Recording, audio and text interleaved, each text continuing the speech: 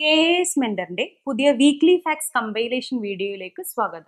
December 3-ാം ആഴ്ചയിൽ നടന്ന പ്രധാന സംഭവങ്ങളിൽ നിന്നും സർക്കാർ ഉദ്യോഗാർത്ഥികൾക്ക് പ്രയോജനകരമാകുന്ന രീതിയിലാണ് ഈ വീഡിയോ ക്രമീകരിച്ചിരിക്കുന്നത്. ഈ ആഴ്ചയിൽ തിരഞ്ഞെടുത്ത വിഷയങ്ങൾ നോക്കാം. നമ്മൾ ആദ്യമായി ഡിസ്കസ് ചെയ്യാൻ പോകുന്നത് ഹ്യൂമൻ ഡെവലപ്മെന്റ് ഇൻഡെക്സിനെ കുറിച്ചാണ്. 2020 ഹ്യൂമൻ ഡെവലപ്മെന്റ് ഇൻഡെക്സിൽ ഇന്ത്യക്ക് ലഭിച്ചിരിക്കുന്ന റാങ്ക് 131 ആണ്. ഈ വർഷം 1-ാം സ്ഥാനത്ത് നിൽക്കുന്നത് സ്കാൻഡിനേവിയൻ നേഷനായ നോർവേ ആണ്. ഐക്യരാഷ്ട്രസഭയുടെ സഹസ്ഥാപനമായ UNDP, അതായത് യുണൈറ്റഡ് നേഷൻസ് ഡെവലപ്മെന്റ് പ്രോഗ്രാം ആണ് HDI പബ്ലിഷ് ചെയ്യുന്നത്.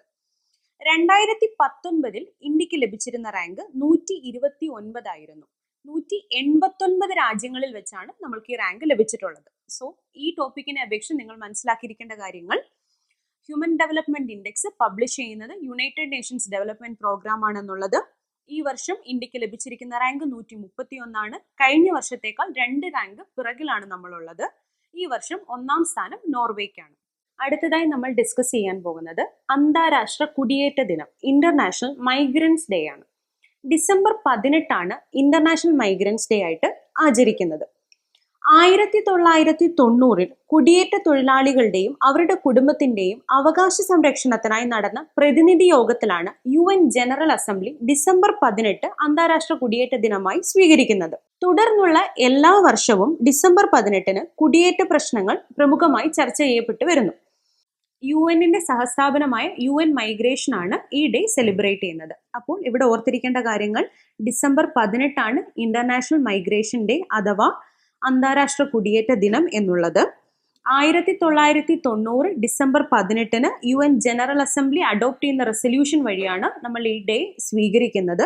UN മൈഗ്രേഷൻ ആണ് ഇത് റിലേറ്റഡ് ആയിട്ടുള്ള പരിപാടികൾ ഓർഗനൈസ് ചെയ്യുന്നത്. ഈ 3 ഫാക്ട്സ് ഓർത്തിരിക്കുക. നമ്മൾ അടുത്തതായി നോക്കാൻ പോകുന്നത് കേരളത്തിലെ ത്രിതല പഞ്ചായത്ത് ഇലക്ഷനുമായി ബന്ധപ്പെട്ട ഒരു ഫാക്റ്റാണ്. കേരളത്തിൽ ഈ അടുത്ത് നടന്ന ത്രിതല പഞ്ചായത്ത് മുനിസിപ്പാലിറ്റി ഇലക്ഷനിൽ തിരഞ്ഞെടുക്കപ്പെട്ട സ്ഥാനാർത്ഥികളിൽ ഏറ്റവും പ്രായം കുറഞ്ഞ വ്യക്തി രേഷ്മ മറിയം റോയ് ആണ്. പേര് ഓർത്ത് വെച്ചിരിക്കുക, രേഷ്മ മറിയം റോയ്. അടുത്തതായി ഏഷ്യൻ ഗെയിംസിനെ റിലേറ്റഡ് ആയിട്ടുള്ള കുറച്ച് ഫാക്റ്റ് ആണ് നമ്മൾ നോക്കുന്നത്. 2030 ഏഷ്യൻ ഗെയിംസ് ഖത്തറിന്റെ തലസ്ഥാനമായ ദോഹയിലും 2034 ഏഷ്യൻ ഗെയിംസ് സൗദി അറേബ്യയുടെ തലസ്ഥാനമായ റിയാദിലും നടത്താൻ തീരുമാനിച്ചിരിക്കുന്നു. ഓർത്തിരിക്കുക, 2030 ഏഷ്യൻ ഗെയിംസ് ദോഹ, അത് ഖത്തറിന്റെ തലസ്ഥാനമാണെന്നും 2034 ഏഷ്യൻ ഗെയിംസ് റിയാദിലാണ്, അത് സൗദി അറേബ്യയുടെ തലസ്ഥാനമാണ് എന്നുള്ളതും ഓർത്തിരിക്കുക. ഇനി നമുക്ക് ONV സാഹിത്യ പുരസ്കാരത്തെ കുറിച്ച് നോക്കാം. 2020 ONV സാഹിത്യ പുരസ്കാരം ലഭിച്ചിരിക്കുന്നത് പ്രശസ്ത സാഹിത്യ നിരൂപകയായ ഡോക്ടർ M ലീലാവതിക്കാണ്. ഇതുവരെ 4 പുരസ്കാരങ്ങളാണ് പ്രഖ്യാപിച്ചിട്ടുള്ളത്. ആദ്യത്തെ പുരസ്കാരം സുഗതകുമാരി ടീച്ചറിന് ലഭിച്ചിരുന്നു. രണ്ടാമത്തത് ശ്രീ MT വാസുദേവൻ നായർക്കായിരുന്നു. മൂന്നാമത്തത് ശ്രീ അക്കിത്തം അച്യുതൻ നമ്പൂതിരിക്ക് ലഭിച്ചു. അപ്പോൾ 2020 പുരസ്കാരം എന്നത് 4ാമത്തെ ആണെന്നുള്ളത് ഓർക്കുക. അത് ഡോക്ടർ M ലീലാവതി, സാഹിത്യ നിരൂപകയാണ്, ഡോക്ടർ M ലീലാവതിക്കാണ് ലഭിച്ചത് എന്നുള്ളതും ഓർക്കുക. ഇനി നമുക്ക് ഗുരുവായൂർ ദേവസ്വം ബോർഡിന് ലഭിച്ച യുനെസ്കോ ഏഷ്യ പസഫിക് അവാർഡ്സിനെ കുറിച്ച് നോക്കാം. 2020 Asia Pacific award for cultural conservation UNESCO നൽകുന്നതാണ്. ഈ പുരസ്കാരം ലഭിച്ചിരിക്കുന്നത് ഗുരുവായൂർ ദേവസ്വം ബോർഡിനാണ്. ഗുരുവായൂർ ക്ഷേത്രത്തിലെ കൂത്തമ്പലം അതിന്റെ പാരമ്പര്യ തനിമ നഷ്ടപ്പെടാതെ പുനരുദ്ധാരണം ചെയ്തതിനാണ് ഈ അവാർഡ് ഗുരുവായൂർ ദേവസ്വം ബോർഡിന് ലഭിച്ചിരിക്കുന്നത്. സോ ഇതിന്റെ ഭാഗമായി ഓർത്തിരിക്കേണ്ട കാര്യം എന്നത് Asia Pacific award for cultural conservation ഇത് നൽകുന്നത് UN സഹസ്ഥാപനമായ യുനെസ്കോ ആണെന്നുള്ളത് ഓർക്കുക. പൈതൃക സംരക്ഷണത്തിനാണ് ഈ അവാർഡ് ലഭിച്ചിരിക്കുന്നത്. ഈ വർഷം അത് ലഭിച്ചിരിക്കുന്നത് ഗുരുവായൂർ ദേവസ്വം ബോർഡിനാണെന്നുള്ളതും ഓർത്തിരിക്കുക. നെക്സ്റ്റ് ടോപ്പിക്, ഈ അടുത്ത വാർത്തകളിലൊക്കെ നിറഞ്ഞു നിന്ന ഒരു സംഭവമായിരുന്നു ക്രിസ്മസ് സ്റ്റാർ കൺജങ്ഷൻ എന്നത്, അഥവാ ക്രിസ്മസ് നക്ഷത്ര മഹാസംയോജനം. വ്യാഴം ശനി മഹാസംയോജനമാണ് ഇവിടെ സംഭവിച്ചത്. ഏകദേശം 400 വർഷത്തിന് ശേഷമാണ് സൗരയൂഥത്തിലെ 2 വലിയ ഗ്രഹങ്ങളായ വ്യാഴവും ശനിയും ആകാശത്ത് ഏറ്റവും അടുത്ത് പ്രത്യക്ഷപ്പെട്ടത്. ഈ പ്രതിഭാസത്തെയാണ് മഹാസംയോജനം അഥവാ ക്രിസ്മസ് നക്ഷത്ര മഹാസംയോജനം എന്ന് പറയുന്നത്. ഓർത്തിരിക്കുക, ക്രിസ്മസ് സ്റ്റാർ കൺജങ്ഷൻ എന്ന് പറഞ്ഞാൽ അവിടെ ഏതൊക്കെ പ്ലാനറ്റ്സ് കൂടിച്ചേരുന്നതാണ്, കൂടിച്ചേരുന്ന വെച്ചാൽ അടുത്ത് വരുന്നതാണ് എന്നുള്ളത് ഓർത്തിരിക്കുക. ജൂപ്പിറ്റർ ആൻഡ് സാറ്റൺ, വ്യാഴവും ശനിയും, ഈ 2 പ്ലാനറ്റ്സ് ആണ് അടുത്ത് വരുന്നത്. ഇത് മാത്രം ഓർത്തിരിക്കുക. അടുത്തതായി നമ്മൾ നോക്കാൻ പോകുന്നത് നാഷണൽ മാത്തമാറ്റിക്സ് ഡേ ആണ്, ദേശീയ ഗണിതശാസ്ത്ര ദിനം. ഡിസംബർ 22 ദേശീയ ഗണിതശാസ്ത്ര ദിനമായി ആഘോഷിക്കുന്നത്. ആദ്യമായി 2012 നമ്മൾ ഗണിതശാസ്ത്ര ദിനം ആഘോഷം തുടങ്ങുന്നത്. ശ്രീനിവാസ രാമാനുജന്റെ ജന്മദിനത്തെയാണ് ഗണിതശാസ്ത്ര ദിനമായി നമ്മൾ ആഘോഷിക്കുന്നുള്ളത് ഓർത്തിരിക്കുക. ശ്രീനിവാസ രാമാനുജനെ the man who knew infinity എന്നാണ് അറിയപ്പെടുന്നത്. ഓർത്തിരിക്കുക, the man who knew infinity. 1887 December 22 അദ്ദേഹം ജനിച്ചു. ഏപ്രിൽ 26 1920 32 വയസ്സിൽ അദ്ദേഹം നിര്യാതനായി. അപ്പോൾ ഇവിടെ ഓർത്തിരിക്കേണ്ട കാര്യം, നാഷണൽ മാത്തമാറ്റിക്സ് ഡേ ഡിസംബർ 22 എന്നുള്ളത് ഓർത്തിരിക്കുക. രണ്ടാമതായി ശ്രീനിവാസ രാമാനുജന്റെ ജന്മദിനമാണ് നാഷണൽ മാത്തമാറ്റിക്സ് ഡേ ആയിട്ട് ആഘോഷിക്കുന്നതെന്ന് ഓർത്തിരിക്കുക. The man who knew infinity എന്നാണ് ശ്രീനിവാസ രാമാനുജനെ അറിയപ്പെടുന്നത്. ഈ 3 ഫാക്ട്സ് ഇതിനോടനുബന്ധിച്ച് ഓർത്തിരിക്കുക. ഇനി നമ്മൾ ഡിസ്കസ് ചെയ്യാൻ പോകുന്നത് മദർ തെരേസ അവാർഡിനെ കുറിച്ചാണ്. 2020 മദർ തെരേസ അവാർഡ് ലഭിച്ചിരിക്കുന്നത് കേരളത്തിന്റെ ആരോഗ്യമന്ത്രിയായ കെ ശൈലജ ടീച്ചറിനാണ്. മുംബൈ ആസ്ഥാനമായ ഹാർമോണി ഫൗണ്ടേഷനാണ് മദർ തെരേസ അവാർഡ് നൽകുന്നത്. ഈ അവാർഡിന്റെ പ്രത്യേകത എന്നത് മുൻപ് ഇത് ആർക്കൊക്കെ ലഭിച്ചിരുന്നു എന്നതുകൂടി കൊണ്ടാണ്. ദലൈലാമ, മലാല യൂസഫ്സായ്, കൈലാഷ് സത്യാർത്ഥി എന്നിവർക്ക് ഈ അവാർഡ് ലഭിച്ചിട്ടുണ്ട്.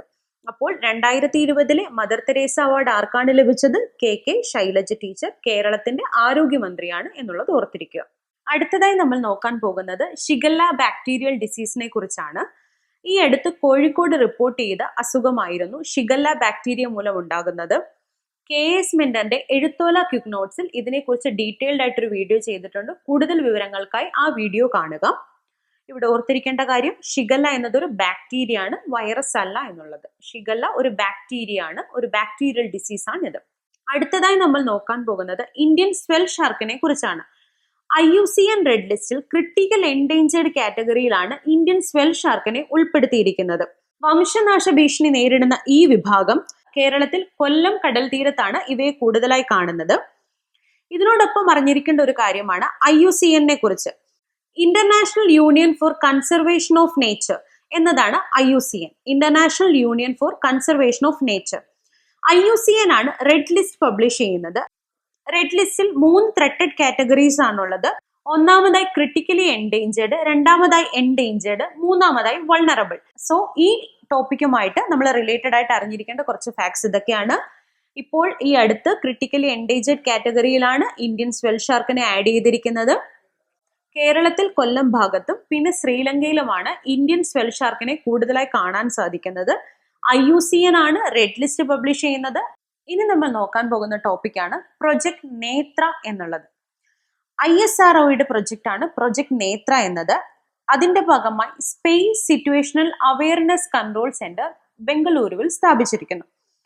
Network four space object tracking and analysis, network four space object tracking and analysis എന്നുള്ളതാണ് നേത്ര കൊണ്ട് ഉദ്ദേശിക്കുന്നത്.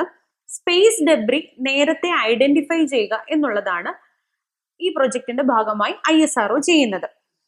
സ്പേസ് ഡെബ്രി എന്താണെന്നാണ് നമ്മൾ ആദ്യം അറിയേണ്ടത്. ഓരോ രാജ്യവും അയക്കുന്ന സാറ്റലൈറ്റുകളും മറ്റും അവയുടെ കാലാവധി കഴിയുമ്പോഴോ അല്ലെങ്കിൽ മറ്റെന്തെങ്കിലും തകരാറുകൾ മൂലമോ ഉപയോഗശൂന്യമായി തീരുകയും അവ ശൂന്യാകാശത്ത് തന്നെ നിലനിൽക്കുകയും ചെയ്യുന്നു. ഇപ്രകാരം നിൽക്കുന്നവ ഉപയോഗപ്രദമായ സാറ്റലൈറ്റുകളുമായി കൂട്ടിയിടിക്കുകയും അവ നശിക്കുന്നതിന് കാരണമാവുകയും ചെയ്യുന്നു. ഇന്ത്യയുടെ കമ്മ്യൂണിക്കേഷൻ സാറ്റലൈറ്റിൽ 15 എണ്ണമാണുള്ളത്. അവ ജിയോ സ്റ്റേഷനറി ഓർബിറ്റുകളിൽ കാണപ്പെടുന്നു. ഇവിടെയുള്ള സാറ്റലൈറ്റുകളെ സ്പേസ് ഡെബ്രിയിൽ നിന്ന് പ്രൊട്ടക്ട് ചെയ്യുക എന്നുള്ളതാണ് പ്രൊജക്ട് നേത്രയുടെ പ്രധാനമായ ഒരു ലക്ഷ്യം എന്നുള്ളത്. സോ അറിഞ്ഞിരിക്കേണ്ട കാര്യങ്ങൾ, പ്രൊജക്ട് നേത്ര എന്താണെന്നുള്ളത്, network four space object tracking and analysis, space debris identification ആണ് ഇതിന്റെ ഭാഗമായിട്ട് നടക്കുന്നത്. ഇത് ISROയുടെ പ്രോഗ്രാം ആണെന്നുള്ളത് ഓർക്കുക. ബംഗളൂരുവിലാണ് ഇതിന്റെ കൺട്രോൾ സെന്റർ എന്നുള്ളത് ഓർക്കുക. ഇന്ത്യയുടെ 15 കമ്മ്യൂണിക്കേഷൻ സാറ്റലൈറ്റുകളെ പ്രൊട്ടക്ട് ചെയ്യുക എന്നുള്ളതാണ് ഇവയുടെ പ്രധാന എയിം. ഇത്രയും കാര്യങ്ങൾ ഓർത്തിരിക്കുക. ഈ വീഡിയോ നിങ്ങൾക്ക് ഇഷ്ടമായി എന്ന് കരുതുന്നു. UPSC, SSC, കേരള PSC എന്നിവർ നടത്തുന്ന പരീക്ഷകൾക്ക് പ്രയോജനകരമാകുന്ന രീതിയിലാണ് ഈ വീഡിയോ KS മിന്റ് നിങ്ങൾക്കായി അവതരിപ്പിക്കുന്നത്. കൂടുതൽ ഫലപ്രദമായ വീഡിയോകൾ നിങ്ങളിലേക്ക് എത്തുന്നതിനായി നിങ്ങളുടെ അഭിപ്രായങ്ങളും നിർദ്ദേശങ്ങളും കമന്റ്സിൽ രേഖപ്പെടുത്തുക. തീർച്ചയായും ഞങ്ങൾ അത് വായിക്കുന്നതും അതിനനുസരിച്ച് ഇംപ്രൂവ്മെന്റ് ഉണ്ടാകുന്നതുമായിരിക്കും. Thank you.